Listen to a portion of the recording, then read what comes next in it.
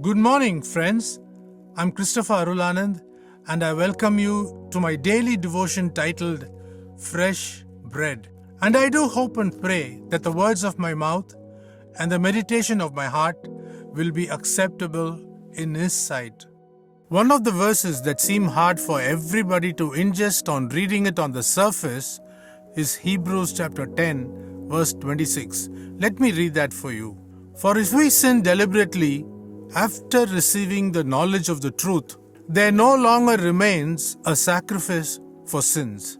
Taken out of context, it conveys the idea that there is no forgiveness for a person who deliberately or willfully commits a sin, be it big or small, after coming to the knowledge of God.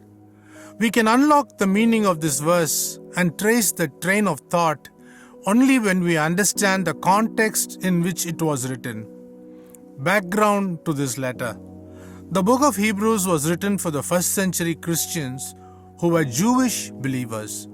The Roman government under Nero recognized Judaism but detested and debarred Christianity. Subsequently, when the Christians were persecuted for their faith, the Jewish believers voluntarily denounced their faith in Jesus by the compulsion of the rabbis and reverted to their old way of life, embracing the Jewish traditions to safeguard their own lives and their family.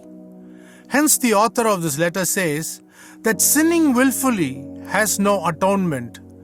The reference here is not to the act of sin or a sin of ignorance, but a willful denial of one's faith in Jesus Christ, who is God's provision for salvation.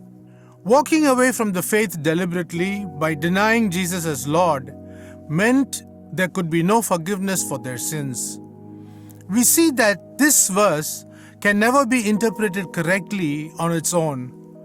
The author of the book exalts Jesus as the compassionate high priest whose once and for all sacrifice was enough to appease the wrath of God. He then progresses to talk about the new covenant, which has superseded the old and manifests the efficacy of Christ's sacrifice. So let me close with this thought. What is its relevance today?